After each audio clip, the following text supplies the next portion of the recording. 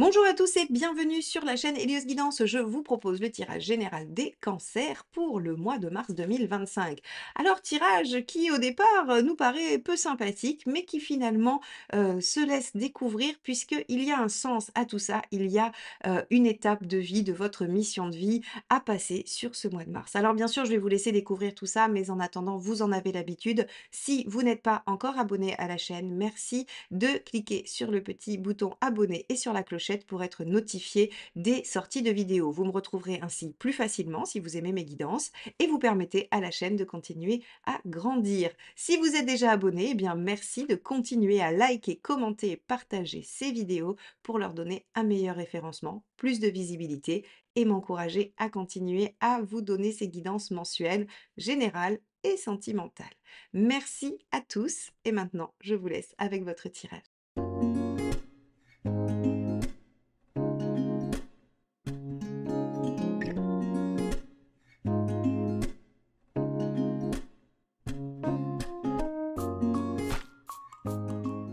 Les cancers, allons voir ce que vous réserve ce mois de mars d'un point de vue général. Et pour ce faire, on va commencer avec un arcane majeur du tarot de Marseille. Allez, c'est parti. Quelle est la tendance du mois de mars pour les cancers? Hop, celle-ci. Le soleil inversé. Alors avec un soleil inversé, mes chers cancers, vous allez peut-être avoir du mal à y voir clair dans une situation. Effectivement, le soleil inversé rend les choses peu lisibles, peu visibles, et on a du mal à avoir des perspectives. On peut aussi connaître une déception quant à quelque chose, soit que l'on attendait, que l'on espérait, soit quelque chose que l'on a fait et qui ne porte pas les fruits attendus. Alors avec un soleil inversé, c'est jamais définitif, d'accord? C'est quelque chose qui n'a pas encore porté ses fruits parce que nous n'avions pas tous les tenants et les aboutissants. Donc, il n'y a pas à se démoraliser. Par contre, il faudra effectivement essayer de comprendre ce qui n'a pas fonctionné. On va regarder plus en détail et pour ce faire, je vais utiliser le tarot de la bienveillance, tarot que je n'ai pas utilisé depuis très longtemps, mais que j'aime beaucoup. J'espère qu'il vous plaira. Allez, on regarde quel est votre état d'esprit, mes chers cancers, tout de suite. État d'esprit sur le mois de mars 2025 pour les cancers. Hop, on a le 9 de bâton. Alors avec le 9 de bâton, vous avez envie de sortir de votre zone de confort. Ah, effectivement, peut-être qu'avec un soleil inversé, ça ne portera pas les fruits escomptés. Peut-être que vous allez avoir l'impression de faire un effort surhumain, quelque chose que vous n'avez pas l'habitude de faire, et vous n'allez pas en récolter les fruits espérés. On va voir ça, on va regarder ce qui vous préoccupe, ce qui vous pousse surtout à sortir de cette fameuse zone de confort. Et ensuite, on ira décliner ça dans les différents domaines. Allez, qu'est-ce qui préoccupe les cancers? Le 10 d'épée, en finir avec quelque chose qui vous fait souffrir. Le 10 d'épée, c'est l'agonie, vous savez, c'est ce truc qui n'en finit jamais et qui vous, alors qui vous torture à maxima, mais qui en tout cas vous pose problème à minima. Donc, vous avez envie de faire peut-être un effort supplémentaire, vous avez envie de faire une démarche inhabituelle pour en finir avec quelque chose. Peut-être que vous n'en verrez pas les résultats immédiats, peut-être que le soleil inversé signifie juste que vous n'avez pas de visibilité sur la portée de ce que vous mettez en place. Peut-être aussi, nous allons le voir selon les domaines, peut-être qu'il n'y aura pas effectivement les résultats escomptés. Regardons ça sur le plan Heu, extérieur, social, socio-professionnel. Donc, pour ceux qui ont une activité professionnelle, c'est bien évidemment votre travail et pour les autres, c'est tout ce que vous faites en dehors de votre foyer, de chez vous, de votre cercle, affectif et intime. Alors, qu'est-ce qui se passe dans la sphère? 2 de coupe. Alors il y a, effectivement une relation. Il y a un lien, alors ça peut être avec, un collègue que vous aimez bien, avec quelqu'un avec qui vous faites une activité extérieure, ça peut être un ami. En tout cas, il y a, avec ce 2 de coupe, une relation qui pose question visiblement. Ou alors vous y trouvez du soutien. On va regarder tout de suite la deuxième parce que finalement, à part nous indiquer qu'il est question d'un lien affectif, hein, donc un lien avec quelqu'un qu'on aime bien, ça peut être aussi des discussions, du soutien, un choix. Donc on va regarder tout de suite la deuxième carte pour éviter, de se perdre en conjecture. Allez, la force. Alors Le 2 de coupe et la force, on a un lien solide et stable, ou un lien qui justement a du mal à se défaire. Avec la force, si elle est en négative, on a un lien d'emprise. Alors ça peut être par exemple un supérieur hiérarchique qui vous fait un peu la vie dure et que voilà, vous aimeriez peut-être sortir un peu de cette situation. Ça peut être aussi quelqu'un qui vous soutient fortement par rapport à un choix, une décision, par rapport à une problématique relationnelle au niveau du travail. Le souci ici, c'est que, ça peut vraiment prendre une tournure très différente selon qu'on va trouver du soutien ou qu'on va être soumis à ce lien. Donc, je vais en prendre une troisième parce que c'est quand même bien la première fois que ça m'arrive que les choses soient, si peu claires et c'est normal, on a le soleil inversé, donc on va avoir du mal à y voir clair les cancers et je vais plonger avec vous dans dans l'invisibilité, l'incompréhension des choses. Allez, on y va, on va recouvrir.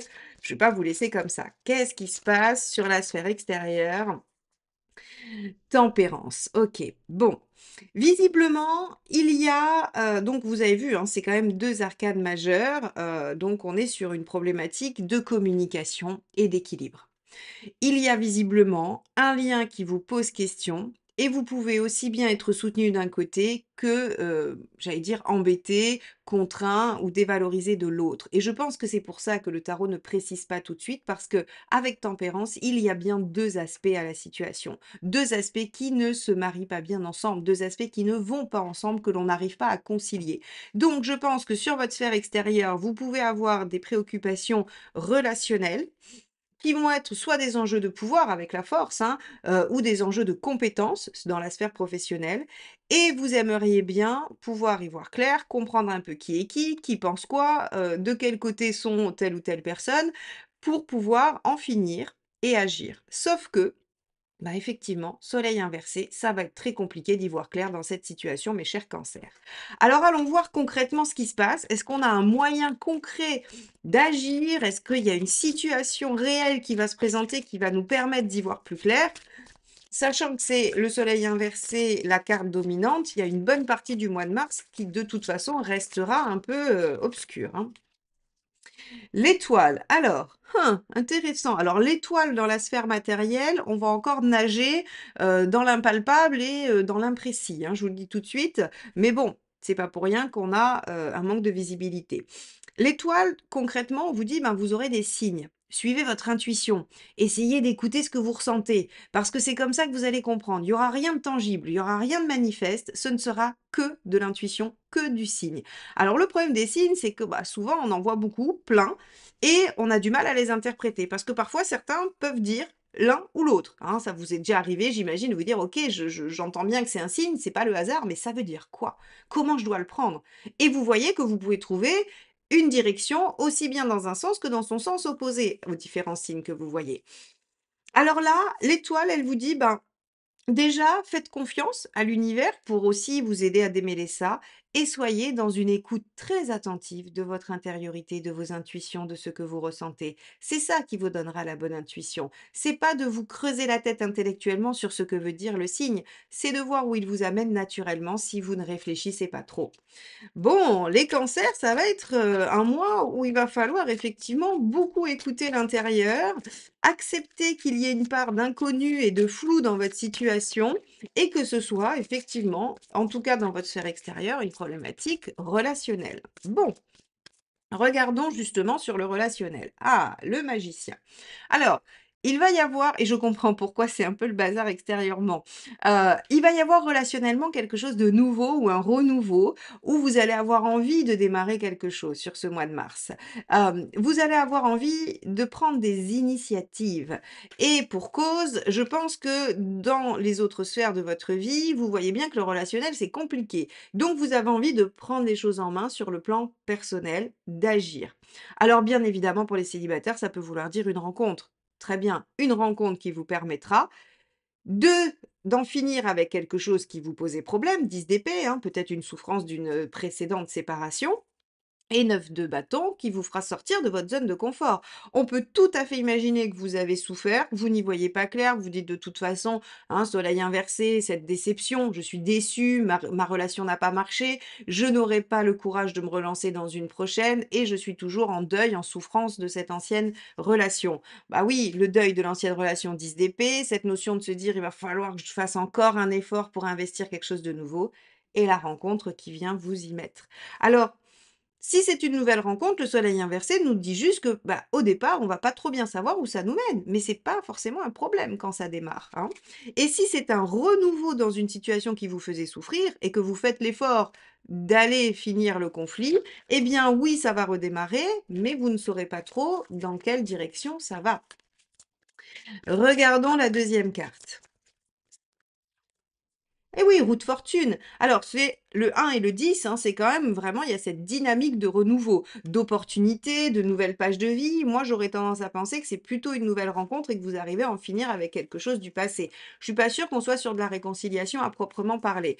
Mais pourquoi pas, hein? Pourquoi pas? C'est vraiment, la signification de ces cartes, c'est j'en finis avec quelque chose qui était douloureux, ça peut être une séparation qui vous fait souffrir atrocement. Vous faites du 9 de bâton parce que vous faites un pas vers la personne et ça vous permet de repartir sur de nouvelles bases et d'ouvrir une nouvelle page de vie avec cette même personne. Ça pourrait vouloir dire ça.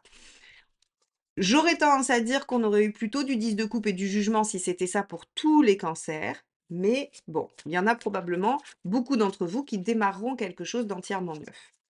Alors, très bien, bah, suivez là aussi votre intuition parce que très concrètement, vous avez l'étoile, hein, sur, la sphère, concrète donc suivez votre intuition et faites ce qui vous semble bon.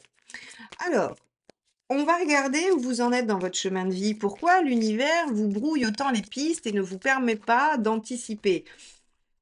8 de bâton, parce qu'il va vous demander de remanier votre vision des choses quand même et c'est-à-dire que le 8 de bâton, c'est, alors c'est rigolo parce que c'est les synchronicités aussi le 8 de bâton et avec l'étoile, on est vraiment dans la même gamme. Donc en fait, il va vous demander plutôt d'être réactif et adaptatif à ce qu'il vous amène plutôt que d'être dans le contrôle et la maîtrise. Il y a un peu de ça. Parce que le 8 de bâton, c'est aussi cette capacité à réagir rapidement, à, à pouvoir aussi avoir du répondant. Vous savez, c'est des conversations rapides et intenses, ce qui fait qu'en fait, ça demande un peu d'être dans le tac au tac, hein. Voilà, on répond, hop, on y va et on prend pas beaucoup de temps pour réfléchir. Donc l'univers vous présente ces situations un peu floues pour, en fait, vous montrer que vous êtes capable de naviguer en eau trouble finalement ou sans anticipation et sans maîtrise. Qui fait partie quand même malgré tout beaucoup du signe de Cancer, hein, la volonté de maîtriser, de contrôler, pour être rassuré, pour être sécure. Donc là, bah, on vous dit, voilà, surprise, surprise, parce qu'il faut que vous compreniez que vous êtes capable de jongler avec des situations qui ne seront pas aussi claires que ce que vous espérez. Quel est le conseil, mes chers cancers? 5 de denier, dépassez vos peurs, dépassez vos appréhensions, laissez derrière vous les peurs qui ont été générées par des situations antérieures, mais qui n'ont plus de valable existence aujourd'hui. Donc ça, c'est très significatif. Le 5 de denier vous dit toujours que les peurs qui vous habitent ne sont pas légitimes parce qu'elles font appel à des situations anciennes qui ne se représentent pas aujourd'hui. Donc le conseil, c'est de ne pas les laisser prendre le pas et de pouvoir avancer. Et oui, magicien roue de fortune, on imagine bien qu'il faut que ça bouge. Alors, qu'est-ce qu'il ne faut pas faire? Ou qu'est-ce qu'il vaut mieux éviter de faire? Le valet de coupe, oubliez ce qui vous anime, voilà ce qu'il ne faut pas faire. Oubliez le plaisir, oubliez la joie, pensez que vous êtes seul face à tout ça, pensez que vous ne trouverez aucun soutien nulle part. Il ne faut pas penser ça malgré la situation de départ qu'on a vue, hein, où on vous dit: «Bah oui, il y aura des gens pour, il y aura des gens contre, il y aura des choses que vous n'arriverez pas à saisir». Ce sera pas blanc ou noir, ce ne sera pas, voilà, quelque chose de manichéen, ce sera quelque chose de plus flou, de plus adapté, de plus et on vous dit, en fait, si vous voulez, ne pensez pas que vous pouvez compter sur personne, ne pensez pas que, la vie ne vous apportera plus jamais de liens intenses et beaux et j'allais dire, oui, enthousiasmants. Parce que de toute façon, si vous dépassez vos peurs et que vous vous adaptez à ce que la vie vous amène, vous pouvez démarrer quelque chose de nouveau et vous fier à votre intuition. Donc là, les cancers, on vous donne une leçon de vie. Alors on en prend tous les mois, on en prend presque tous les jours des leçons de vie. Certaines, on les attrape, d'autres, on les laisse passer, elles reviennent plus tard. Là, c'est le sujet du mois. Le sujet du mois, c'est l'univers veut vous faire lâcher la maîtrise, veut vous faire vous rendre compte que même dans le noir, vous pouvez y voir clair et que vous pouvez juste vous fier à vous, à vos intuitions, qui sont très fortes hein, chez les cancers, hein. Allez, on regarde où vous en êtes à la fin du mois, mes chers cancers. Vous en êtes aux 2 de bâton, faire des choix de vie, évidemment. Puisque une fois que vous pouvez mieux cerner les choses, voir où vous avez envie d'aller, eh bien, vous prenez des directions, vous vous engagez, vous arrêtez d'être dans cette espèce de tempérance de deux coupe force, c'est-à-dire que vous ne laissez plus les situations vous balloter, vous naviguez à l'intérieur de ça en prenant des décisions et en faisant des choix de vie. Bon, le 2 de bâton, il peut aussi nous dire, hein, par rapport à cette situation dont je vous parlais au niveau relationnel, il peut aussi tout à fait nous dire que vous prenez la décision de laisser derrière vous le passé et de donner une nouvelle chance à quelqu'un, ou de laisser derrière vous les griefs et les problématiques passées dans un lien pour redonner une chance à cette situation. En tout cas, c'est un choix de vie, c'est un positionnement. Si vous souhaitez qu'on aille explorer votre situation particulièrement, si vous avez besoin de conseils précis parce que vous voyez bien qu'au niveau général, ça parle de ce que vous vivez, mais vous n'arrivez pas, vous, à vous positionner par rapport à la situation précise, eh bien, n'hésitez pas à prendre rendez-vous avec moi pour une guidance personnalisée.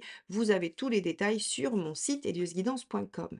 Je vous remercie de m'avoir écouté jusque-là. Je vous souhaite un beau mois de mars et je vous dis à très vite pour de nouvelles guidances. Bye bye.